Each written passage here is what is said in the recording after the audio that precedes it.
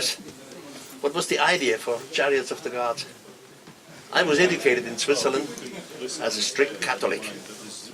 And my father had the impression that I have to go to a Catholic high school. So they brought me into a high school which was led by Jesuits. And there we had to learn, by the way, Latin and Greek. And we always have to translate parts of the Bible from one language to the other. And I was a deep believer in God. I still am a deep believer in God. Also, I don't know what God is, but I believe in God. And for me, God had to have some qualities, minimum qualities. For example, God makes no mistake. Or God would not use a vehicle in which to move from point A to point B. God is all over. And I had this in my mind when I was 16 years old. And then we translated parts of the Bible. And then I realized that the God of the Bible uses vehicles to move around. He descends on the holy mountain with smoke, fires, trembling, loud noise. Or he makes some mistakes. You see, the God, in my impression, is out of time. A real God would never make experience and then he had to wait what the result is. He knows it in advance because he's out of time. Now in the Bible, God does not know what the results are. So the result was I had doubts in my own education. And I wanted to find out if other communities in antiquity have similar stories as we learn it from our school. And that was the beginning of Chariots of the Gods. Professionally at that time, I grew up in the hotel business because my family comes from the hotel business in Switzerland.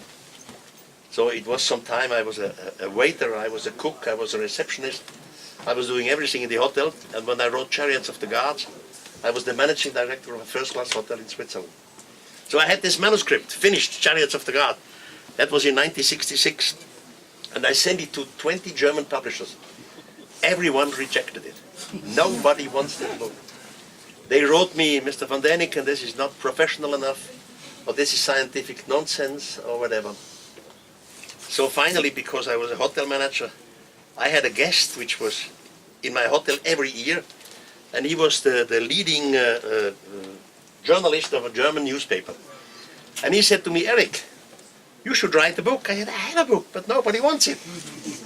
Well, I know a publisher. The next morning he phoned to someone, which I never knew. And he said, Erwin, I have a young Swiss here, just sitting next to me. He has written a complete crazy manuscript. But the man is not crazy. You should maybe listen to him. And that's how finally Chariots of the Gods came on the market. And the rest you know. In the meantime, it's a world bestseller. And after Chariots of the Gods, I have published 40 more books. Not all of them exist in English. One of them will appear here at Watkins bookshop next year. Next year, yes. Next year. And they ask me always, what's in this new book? Not the old stories, but always new stories. And one of the stories which makes me crazy practically every day is Nazca. Nazca, you know, is this desert in Peru, 500 kilometers south of Lima. I was there 20 times. And I photographed incredible pictures from Nazca. Now, I never see something on television about Nazca. I nerve me. I could jump to the ceiling. They always say to the public, it's very, very easy to make these lines. So they show you the pictures. There's a desert, flat, with some brown, rusty-looking stones. Then they show you it's very easy to scratch away the surface. And then a bright, shining surface shows up, which is true. You can do it with your shoes, and then you see bright, shining sand comes on the surface. And of course it is possible to make figures with that. Monkeys and apes and spiders and all this. Of course you can do it this way. But what they are not showing on television, never, are the gigantic lines. Some of them, the mountain tops are cut off. You never see it on television.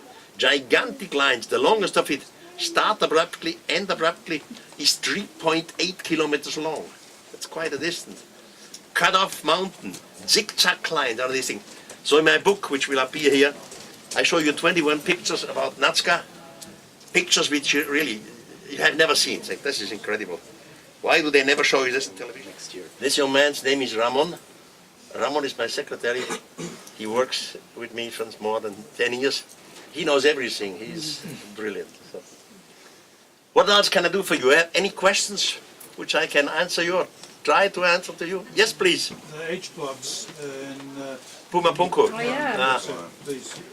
You see, Puma Punku is roughly 4,000 meters high in the Andes in Bolivia.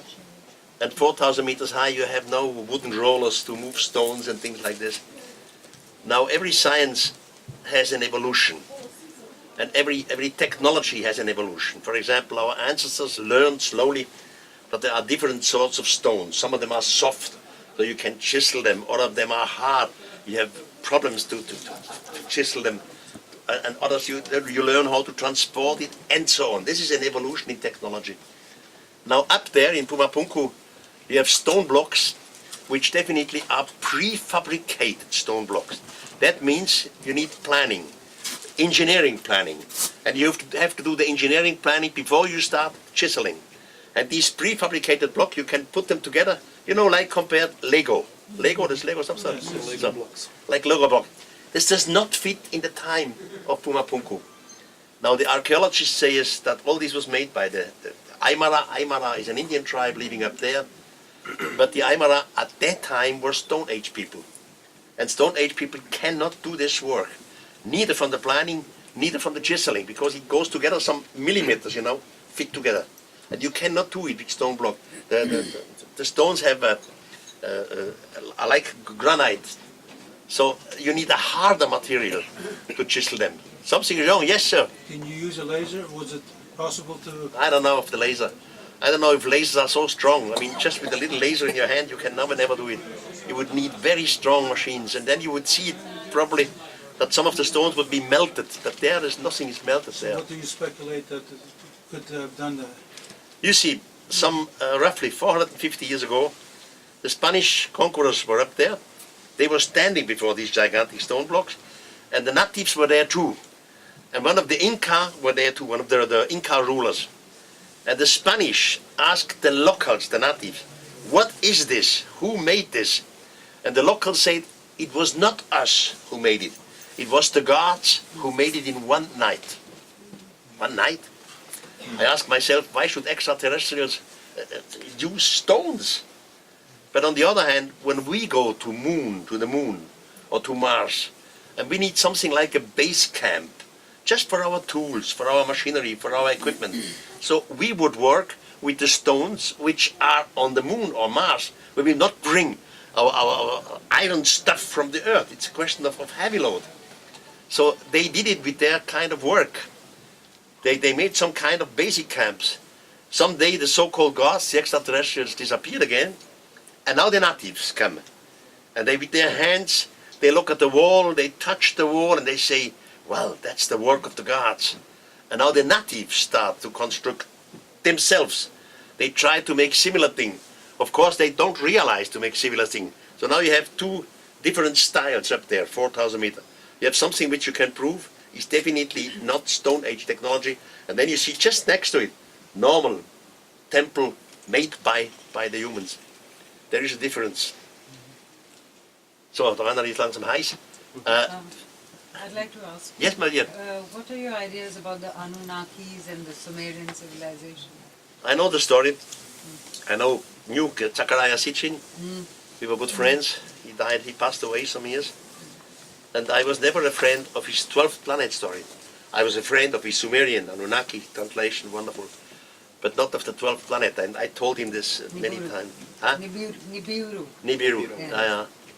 And in the meantime, we know that really, so the Sumerians, they had the first writing on this planet. And this is a Keilschrift and Cuneiform. cuneiform. Yeah. Not hieroglyphs, cuneiform. So.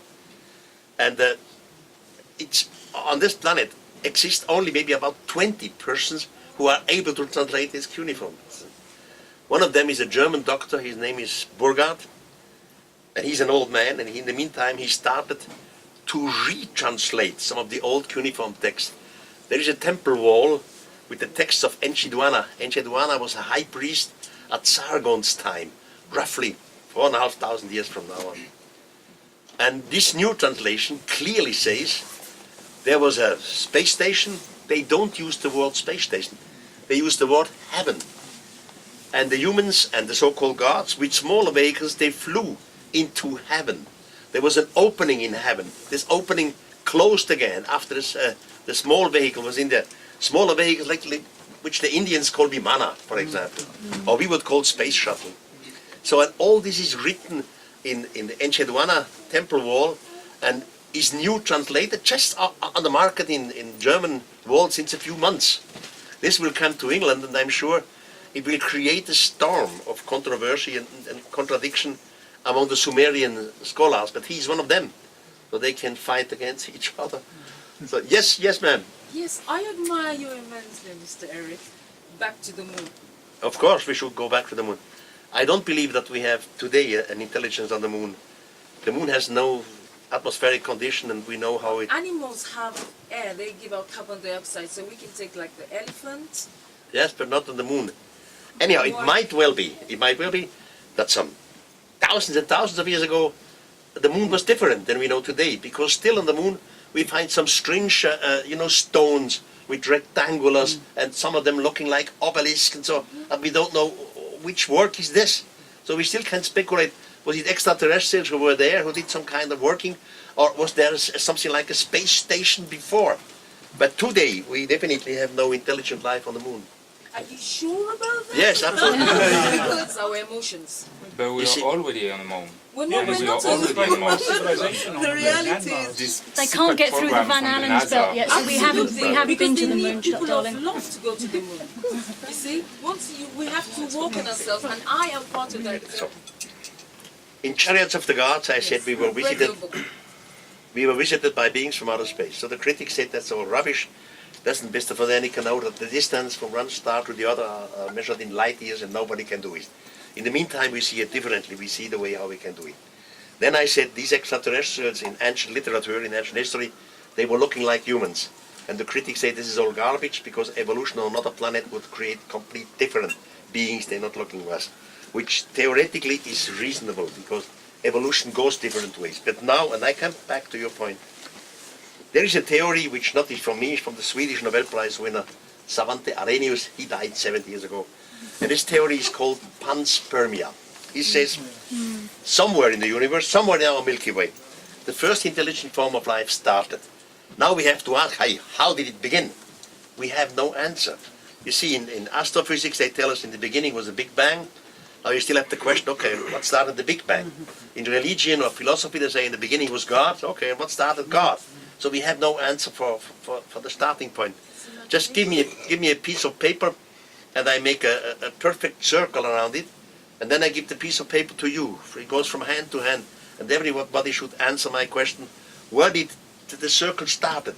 Your logic says, well, Mr. Von Daniken must have started, but you cannot give an answer because the circle is closed by itself. Now, coming back, this first intelligent form of life had an interest to spread out their own life in a certain part of the Milky Way.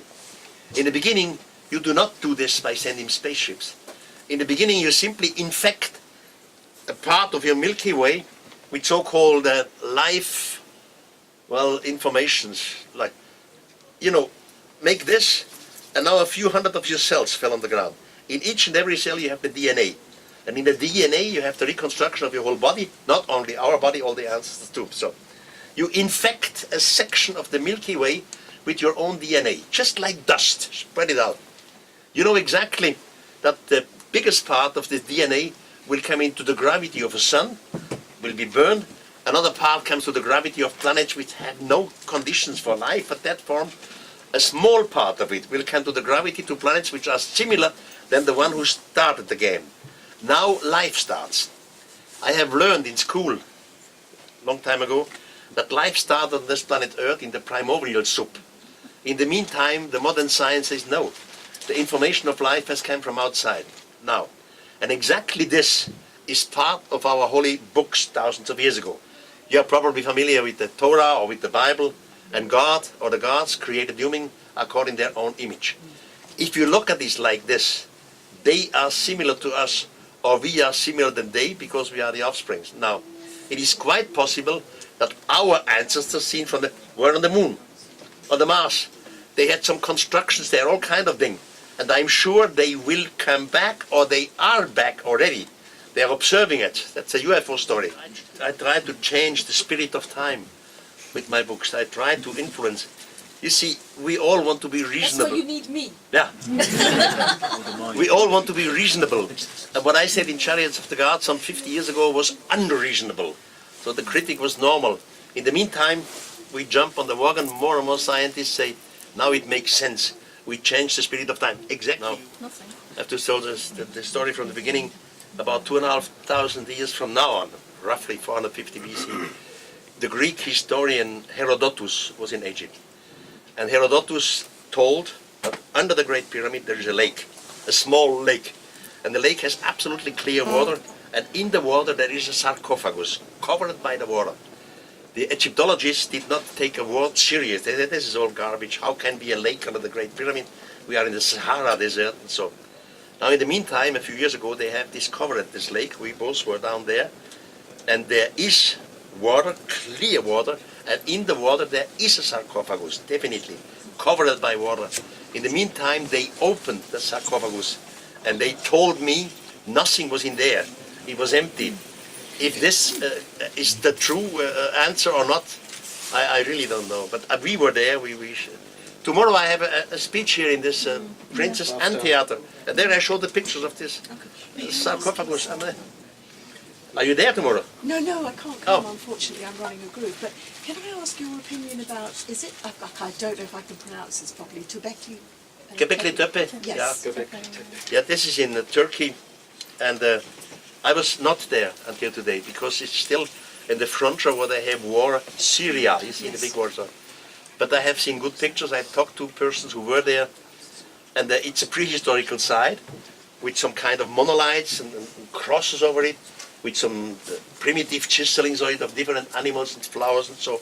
And the dating says it's at least 12,000 years BC, which means it's much older than the Great Pyramid. Because according to Egyptology, the Great Pyramid was made about 2,400 BC. It is 12,000. 10 days ago, he and I, we were in Indonesia, and there is another place called Gunung Padang. It's very hot and wet. Did not, in the meantime, I'm 82, but I was climbing up there, completely wet, and we filmed this place. And there they make carbon 14 datings, and there are some skeletons and bones found which are 20,000 years back. Wow. So again, we had the pyramid, they say 2,500 BC. Now Göbekli Tepe, 12,000 BC. Now older again, 20,000 BC. It's a never-ending story. The start of civilization becomes always older and older and older. Nobody knows when it's ending. Het wordt even langzaam over. Huh? Yes, excuse me. Sorry, may I just quickly ask you, why do you think there's so much resistance by regular historians to what you're saying? I know they've got agendas with regards to what they say their ideas are fact. Why are they so against you? Why is everyone always trying to slag you off and saying you're just trying to make money out of people's foolishness? No, it's a religion. Yeah. If I'm right, if extraterrestrials were here some thousands of years ago, and these extraterrestrials visits were the reason for the religion who started at that time. You see Moses in the Old Testament, the Jewish community believed that he was talking to God, to the real God. And now I came and say it was not God, it was an extraterrestrial. So this contradicts religion. And not only our, because the Christian community, we have the same thing. The Muslim society has the same background. So they are all against it because of religion. Do you think they're getting ready to sort of finally say, yeah, we agree? Because hasn't the Pope recently said the Catholic Church is now turning to think that yes, there could be life in the universe? Definitely. Now, for that point, the scientific community has clearly changed. They, in the meantime, admit there must be life out there, not only by statistics. This is something we know. In the beginning, I mean, until 2 years ago, they told us it's cool that Earth has a unique position in the universe. They said it's not too hot, we are not too close to the sun, it's not too cold, we are not too far away, we have water on this planet. In the meantime, thanks to the Hubble telescope and other technical games, we know of thousands of other planets. And NASA made a high calculation saying only in our Milky Way we must have more than 4.5 billions of Earth-like planets. So the situation has changed completely. we don't think again. We don't think still that we are unique. We are not unique. And just to let me, why are we so against all these extraterrestrial stuff? On this planet, roughly, there are two different types of humans living. One group is religious. It doesn't matter what kind of religion. And the religious group believes that God made everything, the universe, the plants, the trees, but as crown of creation, God made us humans. The other group, roughly said, is scientific. The scientific community knows that everything is evolution. Evolution, mutation, etc. But we are the top of evolution. Now in both cases, if you look at it religiously, we are the crown of creation. Or scientifically, we are the top of evolution. In both cases, you think we are the greatest. There's nothing like us. We are the greatest. So it's a psychological problem. We don't want extraterrestrials. They cut our uniqueness. And this is what we have to change now in the spirit of time. Slowly, slowly to change it. I'm sure your kids will grow up in a different way than we grew up. No, Now I have they to. don't even want us. But you, I said, I'm sure they don't even want us because what are they going to get from Earth? yeah, I know this. That's another story. I have to go there to sign books here. Yeah, upstairs. Upstairs. Yeah.